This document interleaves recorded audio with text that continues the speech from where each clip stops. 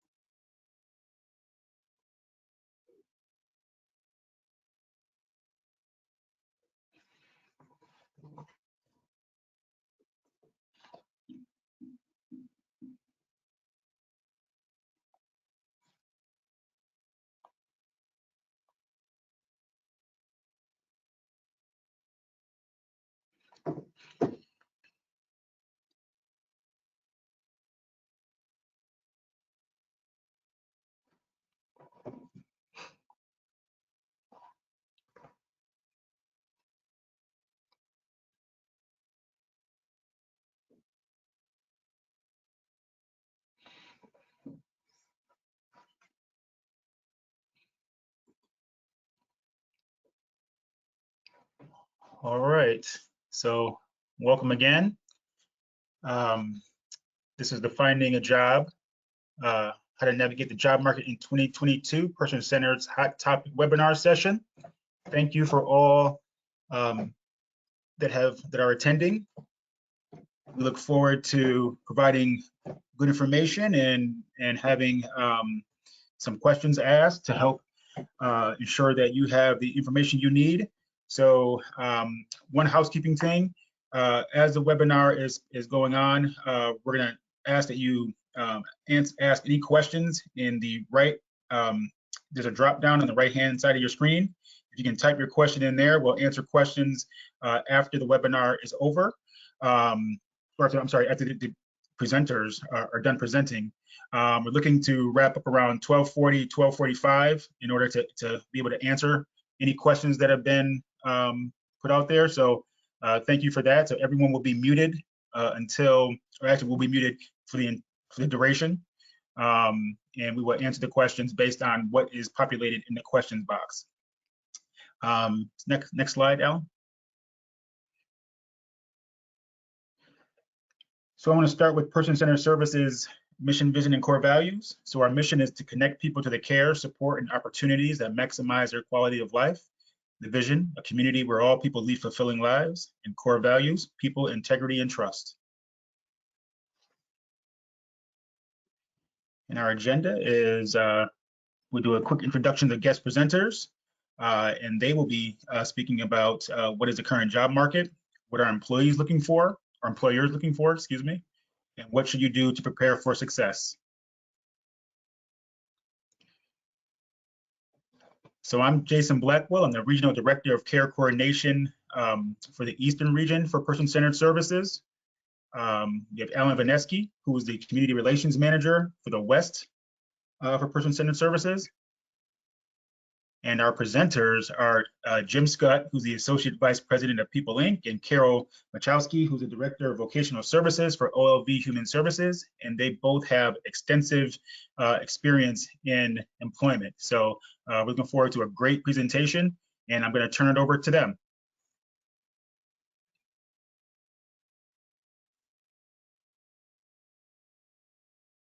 Sure. Thank you, Jason. I just wanted to take a minute and thank you both for the opportunity to speak today, and I'm just really grateful to be spending some time with a good colleague, Carol Machowski, who I've known for several years, and so thank you both for inviting us.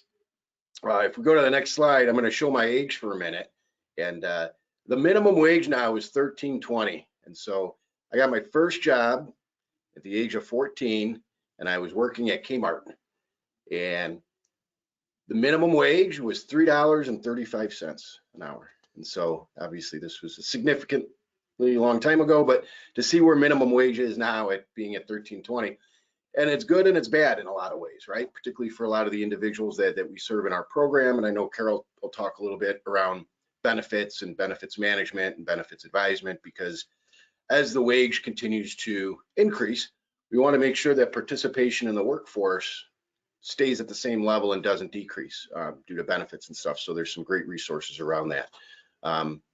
The other thing we're seeing among companies and organizations, both small and large, is their commitment to DEI, diversity, equity, and inclusion. And it's good to see in a lot of ways because it's something we've been working for a really, really long time. So I think back to Tom Harkin, who was sort of the father of the ADA, and that's not all that old of a law. And so DEI is something we know well and we promote. So it's good to see corporate and business organizations reinforcing that and doing a lot of work around that. Lots of opportunities. The other thing we're seeing, and Carol will talk about this more in depth in a few slides, is the service and the hospitality industry specifically continues to rebound. So that was obviously a sector for at least 12 to 18 months that really suffered, you know, whether it be New York City or really any region, whether it's Buffalo, Rochester, anywhere, really took a hit, obviously, with the hotels and all that goes with supporting a hotel. There's a lot of supporting businesses that support a hotel. So it's just not the hotel itself that was affected, it was all the ancillary businesses. And what we're seeing as people are returning is businesses really want to minimize their risk of employees. So if you look at any employee, really from a business perspective, it's a liability, right? Businesses are in business for two things. One is to make money, and the second is to look good in their communities. And so when we talk about making money, you need employees to do that, but at the same time, they're also a liability. So they're looking at restructuring their workforce and utilizing more consultants and temp workers to reduce their liability as well as their overhead. And so on the next slide, we're going to talk legislatively, maybe some things that are happening in New York. There's three bills in particular that I want to take a minute to highlight because I think it really impacts our field, both from a transition aged youth to a young adult to an older adult. And so the first is occurring both Assembly and the Senate. So you'll see A, which is Assembly 8549, and S, which is the Senate 7578. And both Assembly Member Burdick and Senator Mannion are really strong proponents of our field, and they really want to see changes made within it. And so the first bill that's been proposed is preferred source status. So anyone who's familiar with NICE, at the New York State Industries for the Disabled, they want to see an increase in percentage of those projects. And really what that translates to is more and increased job opportunities for the individuals that we serve. The second is a pilot program, and I know OPWDD has mentioned it before, but an employability pledge to encourage businesses to hire people with disabilities. And it's one thing to suggest it, and it's another thing to actually put money behind it. And so it's kind of a cool partnership, I think, both between OPWDD and NICED when it happens. Should it happen? Obviously, it's only in the Assembly at the moment. And then the last thing I want to highlight is transition services. And so at the current moment, if a student is in school, unless there's a direct relationship or a direct contract with that school district, it's difficult for provider organizations to engage those students while within the hours of their education. And so it either has to be in the evenings, on the weekends. And what this bill would allow is service providers to engage that student while they're actually going to school, while also understanding the importance of education. You know, transition and job preparedness is really important. And so there's a fourth piece of legislation that I think Carol's going to talk about. Thank you, Jim. And thanks, Alan and Jason, for having us also. The piece of legislation that is also really important and we're going to talk about briefly is that it's also an Assembly and Senate bill. It needs some support in the Assembly right now to keep moving forward. And that is what's being, it's kind of nicknamed, it's called Stephanie's bill. And right now what that does is proposes to expand the range of paratransit service area from 3/4 of a mile to 3 miles right now. So what that would do is expand the access to transportation for people with disabilities who utilize paratransit, whether they live just outside of that service area of 3/4 of a mile, or maybe their place of employment or their intended place of employment is just outside of that service area of 3/4 of a mile. Might not seem like it's related to workforce, but it really is, because if you can't get to work because of transportation, then we're going to have less people entering the workforce. So if we can expand that just a little bit, that might expand our workforce by even just a little bit. Next slide. I actually forgot to mention in that, sorry, Ellen, you can go back one time. On that slide, there is the links on how to figure out who your Assembly person and who your Senate representative is. If you want to support any of the bills that Jim or I just talked about, or any others that you find interesting or important, you can go to either of those websites that are listed on this site and do a search based on your zip code, and it'll tell you exactly who your representative is. Sorry, you can go back now. So then what does all this mean? All these bills and this legislation, proposed legislation, really at the end of the day, it's going to create more opportunities. And those opportunities are employment opportunities for the individuals we serve, business engagement around that employability pledge, because we're really only as successful as our relationships with businesses, right? They view us more as a workforce development entity than they do services to individuals with disabilities. And so it's always a dichotomy we balance. And so I think those opportunities will be increased. Obviously, I had mentioned the additional service delivery while the students are still in school. That's really important, because the earlier we can begin that engagement, because schools are in the education business. They're not necessarily in the workforce development business, where on the flip side, we are workforce development. That's what we do. That's what we're passionate about. And so the more we can have those two worlds cooperate, be allowed to cooperate more, the better. And then Carol, some of those transportation is really exciting. Absolutely. And that yep, brings us to the next slide. So back to transportation, there's a lot of ways to get around your neighborhood. These are just a few of them. And sometimes the thought of public transportation can be scary at first. But once you learn how to use it, it can be very independent. Independence growing. It can be empowering. It can be liberating. Increasing independence to be able to go where you want to go, when you want to go there. It's a pretty cool thing. And you don't have to pick one of these things. You can use a blend of many of them so that you can utilize everything that's available to you.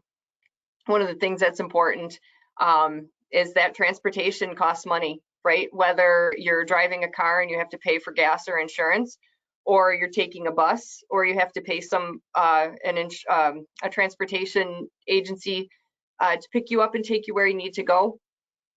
It's going to cost money, so it's important to know the costs and budget accordingly. Next slide.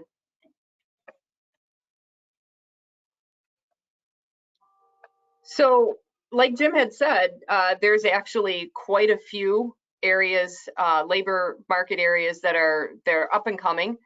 This is pretty up-to-date information from the Department of Labor's website. And these are just a sampling of some of the industries that are looking for people right now. These different areas are hiring people that maybe don't have a ton of experience and are limited in requirements as far as education goes. So these are great starter jobs in up and coming fields. Jim, I don't know if you have anything that you wanted to add to this piece. No, I think it's just important to note everybody's got to start somewhere, right? Nobody ends up in their dream job. A lot of people never reach their dream job, but you got to start somewhere to get there. And then a couple more slides.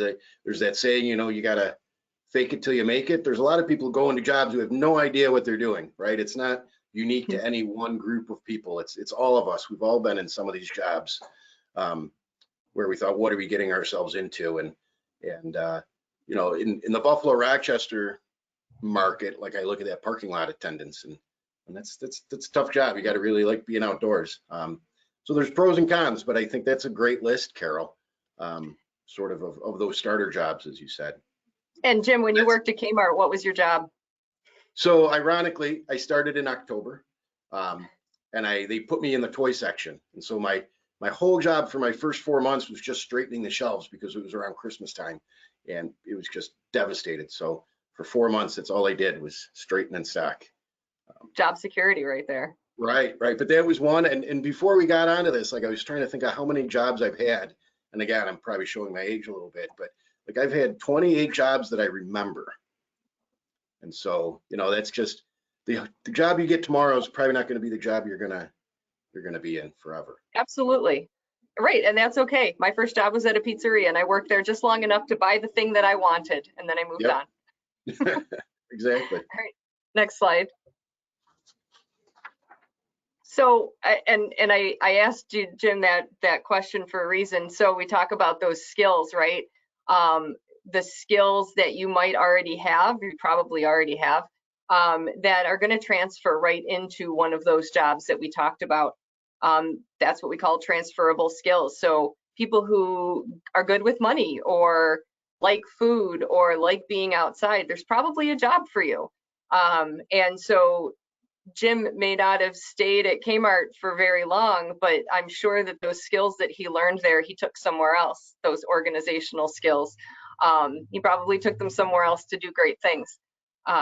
So what you want to do is make sure that you're looking at those skills that you already have to help find that job that aligns with your interests. And maybe you're not ready to work, but volunteering in the community is a really great way to start developing and figuring out what those skills are. You can advance. Right. So this is the $1 million question, right? What are employers or businesses looking for? If we know, and this always depends upon what business owner you ask or what HR manager you ask, and it's really specific to industry, right? But I'm looking at the top row here, and we hear more and more about dependability. We've heard about the great resignation of people during the last year, of why people aren't necessarily returning to work. And so what businesses really need is they need somebody who's going to be dependable. If you're scheduled, 6 to 10, they need you there 6 to 10. I see that confidence one right below that, and it took me till I was in my 40s to really become the confident person that I am. I haven't always been confident.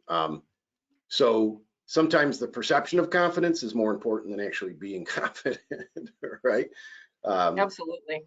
Yeah. And communication skills is obviously really important. And communication skills is wide ranging, because I remember being a job coach and employment specialist, and some of the observations I made was you either didn't ask any questions or you didn't ask enough questions.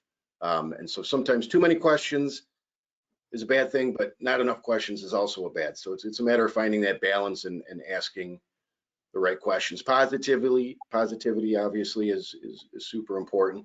And some of these skills or qualities are developed over time, right, Carol? I don't think you get them all at once. Absolutely. Like you said, it takes a while to develop and realize some of those skills that you have. And quite honestly, employers are looking for these qualities, not all of them maybe, but a nice rounded out amount of them. But they have very little to do with the actual skill of doing a job, right? Yeah.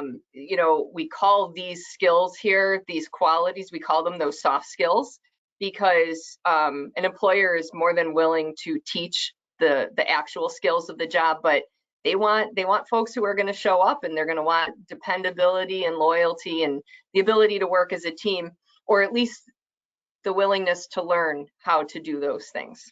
Mm-hmm. I think in businesses in general, they're willing to teach you the job, but a lot of these other stuff.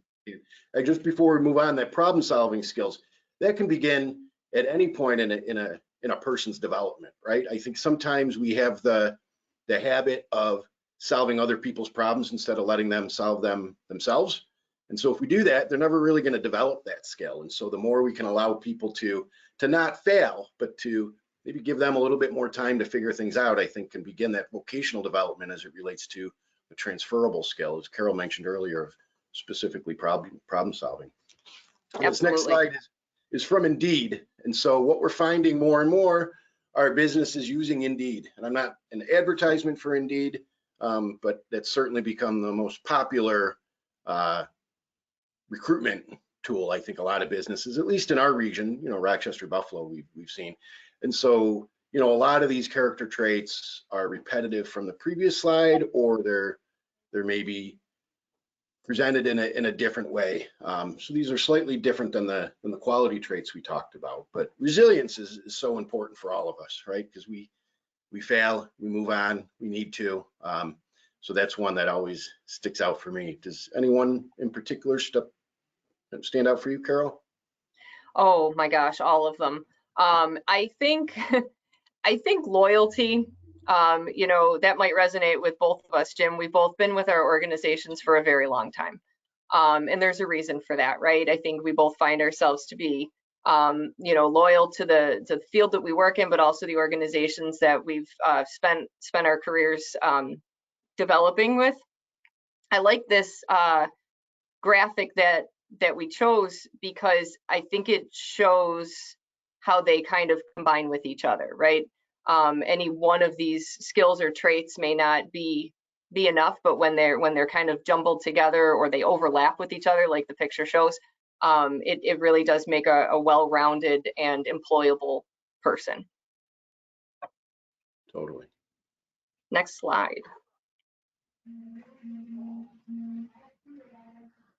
So, one of the things that we wanted to make sure that we covered was ask for support, right?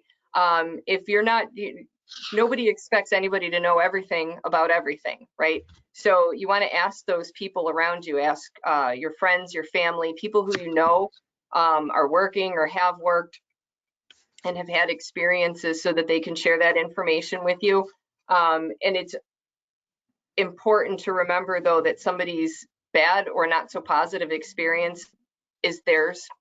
And it's just a little piece of the puzzle, and it's important to experience things for yourself, only with that advice and the information of the people who have experienced it as well. And the next slide will kind of go over some of those support resources. One of the starting points really is you can, if you receive services, you start with your care coordinator and talk about what kind of supports are available for employment and vocational development. And that might lead you to applying for services from Access VR, which is our New York State vocational rehabilitation agency. And then for students with disabilities who aren't quite sure if Access VR or other supported employment programs are ready for them, there's an excellent opportunity to engage in these Access VR-like services while you're still a student. Yeah, and if I could just sort of piggyback on that a little bit. So when you talk about employment supports available, we are so fortunate in our region that agencies and organizations providing employment supports, like you can't pick a bad one. And I think that's really important. It's kind of a community, and we all work collectively. And we do that because the business community doesn't view us as individual entities. They view us as a single system. And so when talking to your care coordinator, or when talking to your other providers, you can't really go wrong. We're really, really fortunate in our region. Agreed. Thanks, Jim. So one of the, I think, barriers to starting employment or seeking employment is really that fear of loss of benefits, and that can be a real fear. It's important, though, to know what the reality of working while receiving benefits is and who to ask for the right information, because there are some there's some myths and there's some things that aren't quite right that information wise that's floating around. So it's really important to talk to the right people about how to work while receiving SSI or SSDI, because it is possible and it can be done. And so there are some resources here on this slide that are excellent in leading people to the next step of finding that information. But if the word is on the street that you will lose your benefits the moment you start working, that is not necessarily true. So we wanted to make sure to include that in this presentation because it's really important, and we know that it's a real fear that should be validated and addressed. Yeah, and I think there are so many resources that people, the earlier they engage those resources, like anything, I need to hear something 3 or 4 times to truly begin to understand it, and then another 20 to fully understand it. So benefits are the same way the rules change on an annual basis, right? Wage change, source change. There's a lot of things associated with that. Change.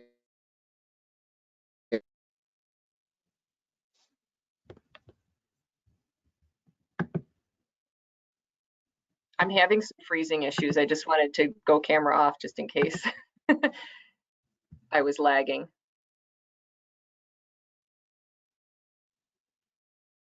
Jim, your have some audio similar issues, and I think I now just just lost a Paul hit. for a couple minutes.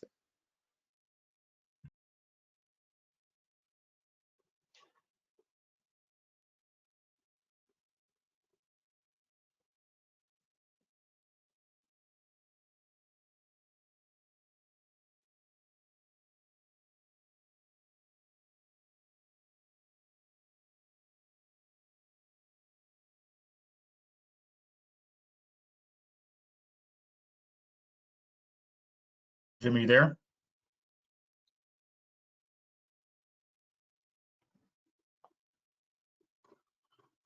Sorry about this. Just give us 1 second. Carol? I'm here. Okay. Okay, Are you still able to see the PowerPoint, Carol? I am. Okay.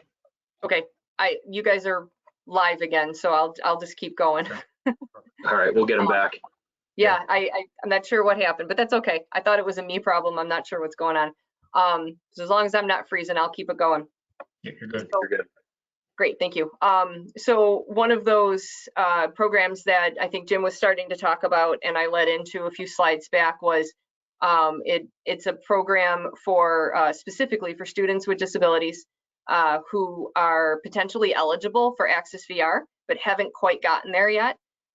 This is a great opportunity to engage in work readiness, vocational development with a little bit easier of a pathway to access it. So we, like Jim mentioned, we're doing this as a collaborative project in this region, but this is a statewide opportunity.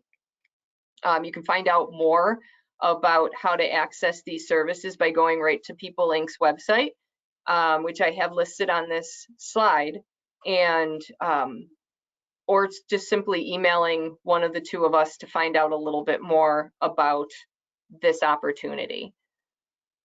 And Alan, I think you can advance. So we're on our last slide before we open it up to the question piece of it. So we really just wanted to tie it all together and discuss some of the basic, bullet points of how to be successful as you start your work, your pathway toward work.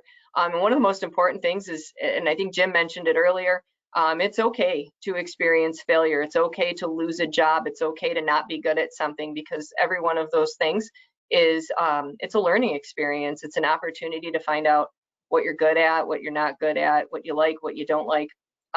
It's all part of the process.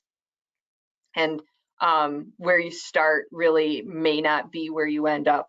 You may start out in a pizzeria or in a retail environment and end up, doing something completely different, but that's okay because it's still a path. You know, knowing yourself, knowing what your skills are and what you have to offer an employer is really important.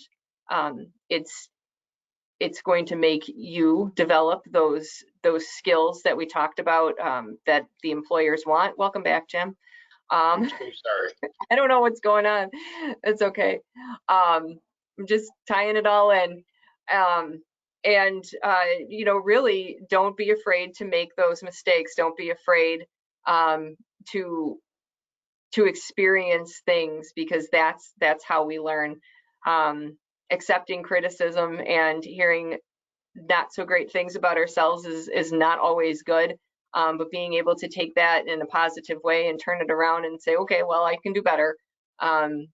It's definitely a valuable trait. Jim, do you want to add anything now that you're back? Sure. Yeah, first I apologize. I don't know what happened. I have problems too. It's okay. But yeah, I mean, oh, great. No, but that second to last bullet, my mom always said I have 2 ears and 1 mouth for a reason, right? So I need to listen twice as much as I talk. And so maybe my computer was trying to tell me something by shutting down, so I would listen. You know, then really ask questions. A lot of people feel silly asking questions. And if you're thinking about something, probably a coworker or someone else's, and don't be afraid to ask coworkers questions, right? It's really important. But the biggest thing is that experiencing failure, that first one. We've all experienced failure. It's never going to be perfect. And so, you know, there's probably not a day that goes by that I don't make a mistake professionally. I definitely make a mistake personally, I'm sure, if you ask my wife, but professionally, I mean, mistakes happen, right? Nobody's perfect. And so it's important that we move past and beyond that. So Awesome. I think, Carol. Yeah, I think we're at the end, and Yeah. we're hoping for some questions or some dialogue. Thank you, Alan. You're very well timed. Jason. So You're we muted, do have Alan. one. We do have one question. Will we be sharing this presentation PowerPoint with attendees? I did reply. I didn't see my reply in the box here, but this is being recorded. So this will be available on our person-centered-services.com website for anyone to view, along with our other hot topic webinars that have been presented prior. So that's how it will be able to be accessed. Oh, we can't hear you, Alan. Oh, okay, great. Thank you, Jason. And while we're getting to questions, I do want to mention real quickly that we have hot topic sessions. We started them during the pandemic. They're once a month typically. And you can go to www.personcenteredservices.com and scroll down our homepage, and you can register your email address to get email updates, as well as follow us on all of these social media, and you can find out what hot topics are coming up and follow our advocacy campaigns and news with person-centered services in general. And I wrote down like 4 questions while you guys were talking, because you were really making me think about some things. But I want to first start with the ones that are in the chat box. The first one is, how does the bill relating to school transition services relate to the student ETP program? And if you can elaborate on the ETP program. Carol? I was going to yield to you, Jim. Oh, no, that's all right. So ETP program is a program that operates through OPWDD. I'm most familiar with the adult version of that, but I know that there is an in-school version of that. And so essentially how it operates is OPWDD authorizes supported employment as the service, which supports the individual. And through that service, you can apply for what's called the employment and training program. And essentially what it is allows for some additional discovery, sort of looking into a person's skill set and aptitude and interests and things like that. And essentially ending with that individual or the business actually, essentially, so that individual becomes a state employee for a period of time at a work site in the community. So that, again, the liability on the business allows that person to develop. So the impact I believe that it would have on the educational system, to get back to the original one, is it might allow that provider to engage that student through the discovery process and through some of those assessments. They might be able to do that within the school system versus having to wait for the student to get out of school or be on break. So I think that might be the first direct impact. So hopefully it gets passed. I hope that answers that question. Here's the next one. It says, I know you had mentioned that schools aren't necessarily geared towards helping people find work, but technically they're supposed to have students be, quote, college or career ready.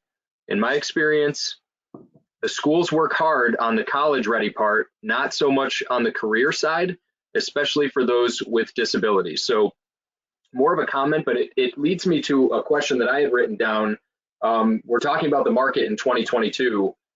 What about the virtual job interview? Can you just talk about that? I haven't personally experienced that. I've been out of the employment game for a little while, but should school teachers be preparing students for virtual interviews in person?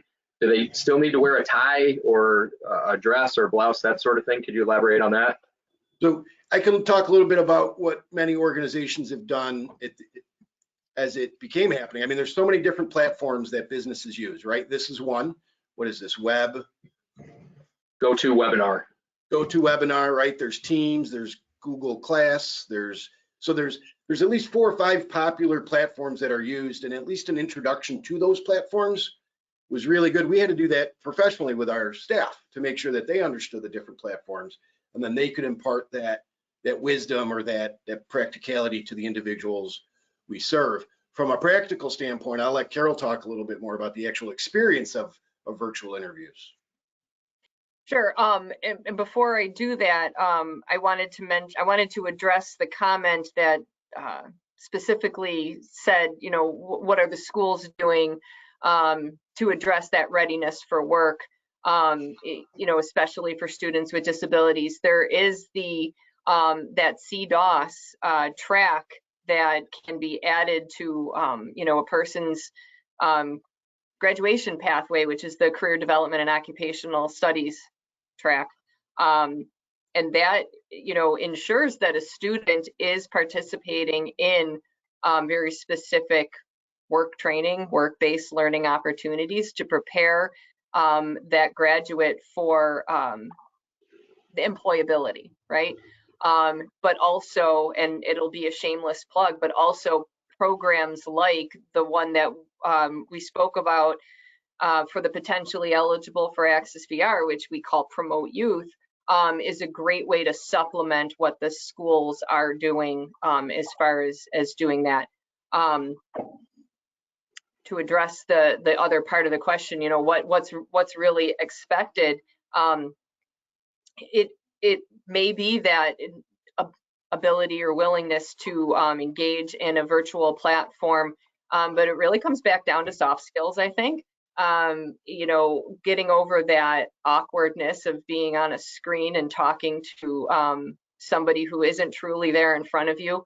Interpersonal skills are hard enough as it is for most people, and so to add this like digital wall to it, you know, makes things even more difficult. So I think we can all do a better job working on developing those skills. I hope I answered the question. That's great. Somebody's asking if the PowerPoint will be made available, and again, it should be up by Friday on our website under resources, but if you email Jason or I, we can send you the link. We'd be happy to do that. And there's other resources up there on hot topics such as guardianship and navigating self-directed services, that sort of thing. Another question that came up is they mentioned having some trouble being successful with Access VR. So this is the million-dollar question that you guys ask all the time. What's the difference between OPWDD and Access VR? And could you talk about how a student, this is coming from a teacher, I believe, how could a student be successful with which one, or how do they work together? So I'll start, and Jim, you can pipe in and supplement wherever you see fit. Access VR differs a lot from OPWDD services, but one of the ways it is that in order to find success with Access VR, that's a lot of words all at once, it's self-direction is definitely one of those qualities that your Access VR counselor is going to be looking for. Being able to respond to phone calls, respond to emails, or to some extent advocate for yourself or communicate with that person on the other side over at Access VR is definitely, you know, it's more of an independent expectation, and people who do interact a little bit more independently with their Access VR counselor will probably find success more likely. On top of it, you know, it really sometimes a person's success with Access VR or Voc Rehab in general could be that maybe they weren't ready for it at that time and needed to develop some skills and will be ready for it at a later time. Jim, any thoughts? Yeah, I'll touch upon how it differs from OPW. So there's entirely different eligibility. But I will say, if this is coming from a teacher or someone who's still in school, each school district has an Access VR liaison assigned to them. And so if you don't know who that is, find out who that is. And that's a really great resource in helping your students as they're aging out of school access. Good point. And one of the different things is, and I can't speak for your employment programs, Carol, but about 85% of the individuals we get through our front door come to us via Access VR. And so the caveat is many of those folks are OPWDD eligible, but because OPWDD is funded by Medicaid and Medicaid is the funder of last resort, we need to exhaust other options. And in this case, that's Access VR, which is why most people come to us through Access VR. And if they are OPWDD eligible, then the extended portion of their employment support, so after they're employed and stabilized in that job, then the funding transitions over into OPWDD, which to be a care coordinator and understand that is a challenge, but to be a parent and understand that is even crazier. So work with the organization that you're linked with. So whether it's Carol's or mine or any of them, and they'll help you navigate that. So it's not necessarily something you need to know, but it's a real challenge sometimes, that transition piece. And why is Access VR part of the, you know, why is it in the fold? And someone made a comment on here that OPWDD, Office for People with Developmental Disabilities, has 2 ETP programs, employment training programs, one while students are in school, and then one after exiting high school. And I just want to make a note that Seth Downey, the employment training program supervisor for the Finger Lakes DDSO, Developmental Disability Service Office, is on, and he left his email address if somebody wants to contact him directly in the Finger Lakes area. It's Seth.R.Downey, DOWNEY at opwdd.ny.gov. But do you guys want to touch on your experience with the ETP program, either for students in school or young adults post high school? Sure. I can be honest, most of our involvement's been post school, you know, after they're out. So it's viewed sort of as an adult service. And I think it's fantastic. It's a great opportunity for a lot of the individuals we serve to sort of do that discovery and assessment piece, and then also to engage the business later on. Absolutely. And we've had experience with both ends of it. So we participate, because we have a high school here that participates in ETP student, and we've had some very successful ETP student experiences with employment in the community, and you know, some of which go from, you know, when their time as a student is over, they successfully transition to Access VR into supported employment, and then on the flip side, receive their extended supports, like Jim said, through OPWDD. So it really is a very cool way to kind of interweave all of the funding and all of the services that are available for the benefit of the person receiving the services. One thing to note that is with the ETP student, it's the school district that has the direct communication with OPWDD for those services. It's typically not a provider agency providing the coaching. It's within the school district. Another question that I had written down that was in conjunction with the technology is, this was kind of pre-pandemic, is that a lot of employers have moved their applications to some online platform, and it was really challenging to find a match for somebody that I thought was a good candidate. But after you go through 4 pages of, personality or, whatever, it was just much easier to go in person and try to find, a paper application and do it that way. What advice do you have for job seekers or teachers or job coaches in navigating the online job application, or are there any workarounds or best practices that you'd suggest? Well, one workaround is if a person truly needs a pen and paper application as an accommodation, that is an option. It's required for an employer to offer that as an alternative method for applying. That said, it may just be easier to apply with support. It's okay to ask for help. That was, one of the big pieces of our presentation was it's okay to ask for help and support. Those applications are not easy.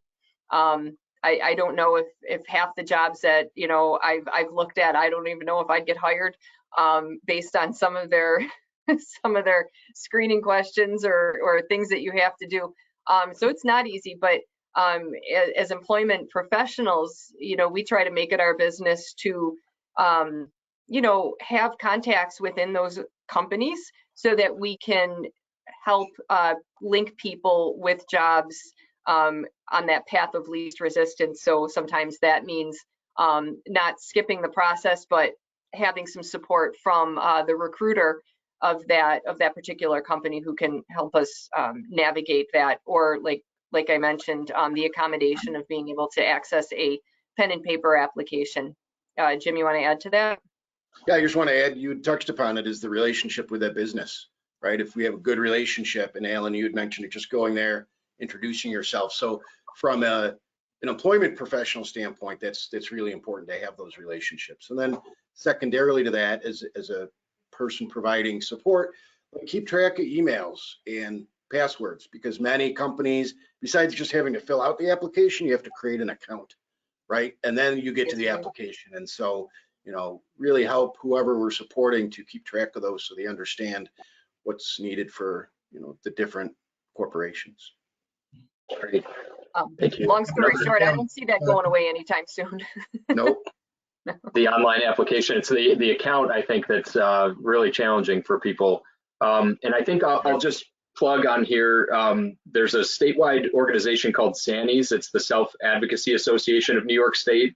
And they recently hosted a webinar called Technology Me.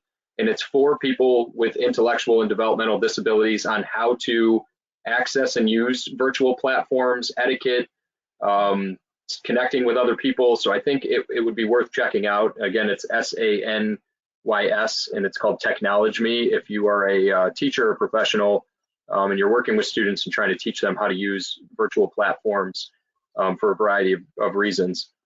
Another question that just popped up in here is, how could or should someone proceed if they would like vocational services or support, but they don't wish to disclose their disability?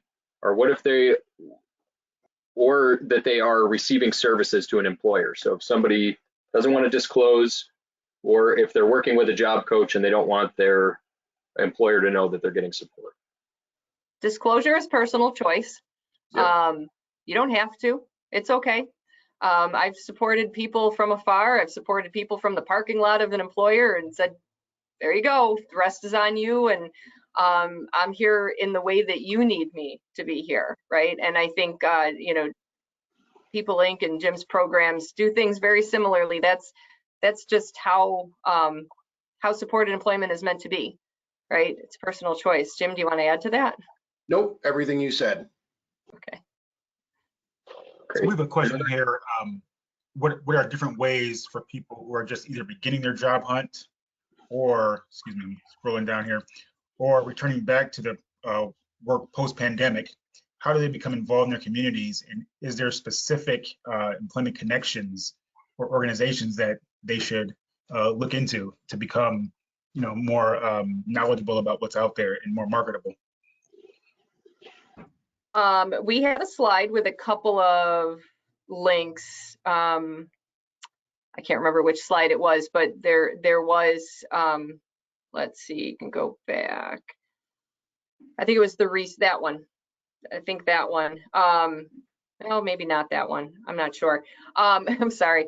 But first of all, you know, if a person is really looking to develop their get back into the workforce, go to Access VR. Start with Access VR. It's a great starting point. Access VR is not just work. It's school as well. It can be post-secondary support. So if that's a goal of yours, to increase your, you know, your education on top of going back to work, starting with Access VR is really a great point. There it is, Career Zone. Thank you. And Job Zone, which is part of Career Zone.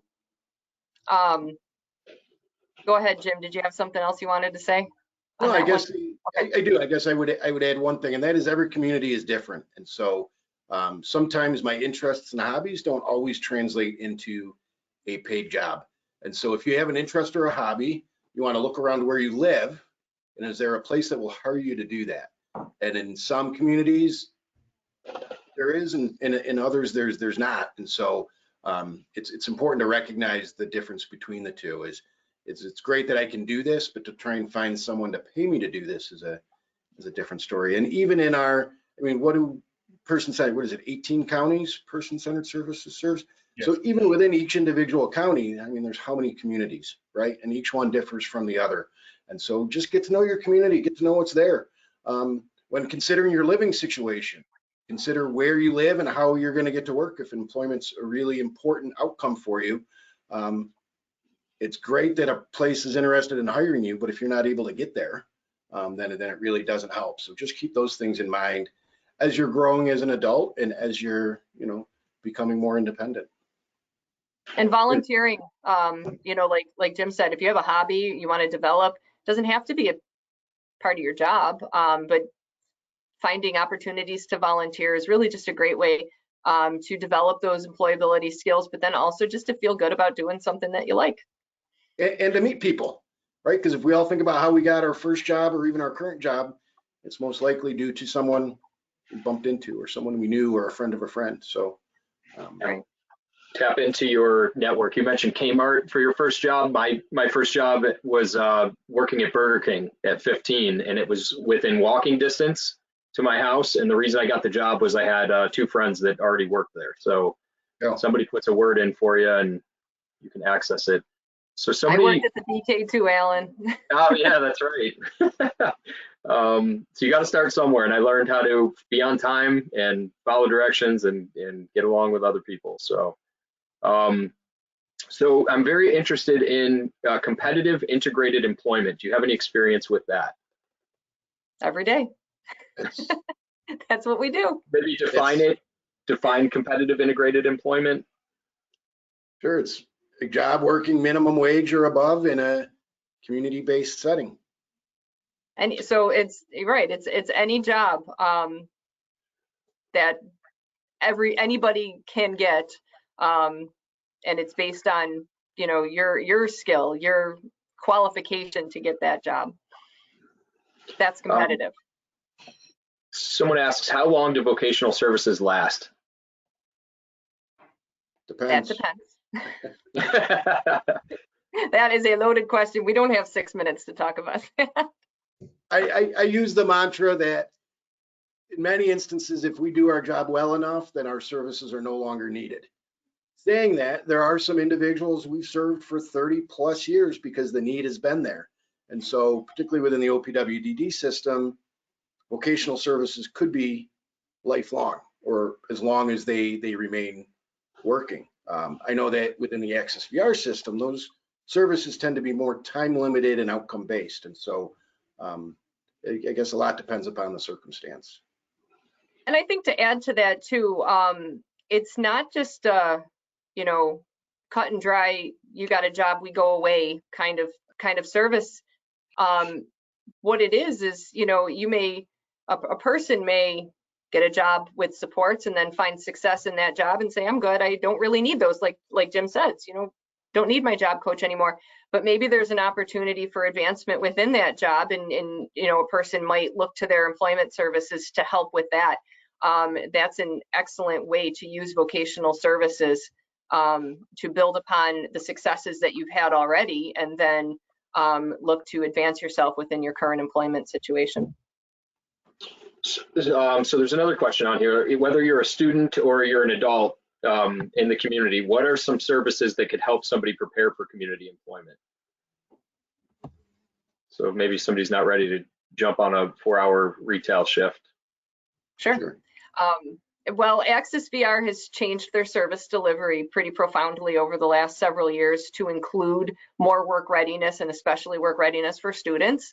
So that's a great pathway. I think I'd like to give Jim an opportunity to talk about some of their community pre-voc types of services that are out there. Right. So if I'm talking to a care coordinator and we're talking about OPWDD specifically, there's several different services. Carol had mentioned community pre-voc, and community pre-voc is sort of like a prep, it prepares people for work. The other thing that I think is really underutilized in New York State is this waiver service called Pathway to Employment.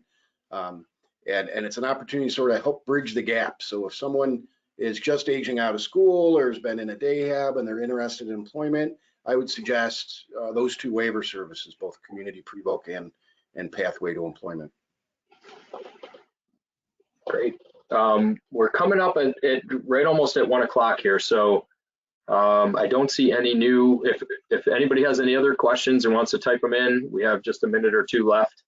I do want to thank you again, Jim and Carol, for your time, for your partnership, and just incredible knowledge and discussion today. I hope it was helpful. I would encourage anybody to reach out to Jason or I if you want a PDF version of this, whether you're an individual, a student, a parent, a professional, and you want to get more information on those bills that they shared, we can send you the PDF so you can link. Could be a great advocacy tool to teach the people you're working with who their local elected representatives are and what they do, and how to ask for things that can create greater opportunities for them. So with that, I'll put our contact information up one more time. On behalf of Person-Centered Services, we thank you for joining us. Please follow us and get involved so you can keep up to date with the following hot topics, and we wish everybody a great day, rest of your week. Yes. Thank you, Carol and Jim, and thank you all for attending. Thank you. Thank you all. Thanks. Thanks, everyone.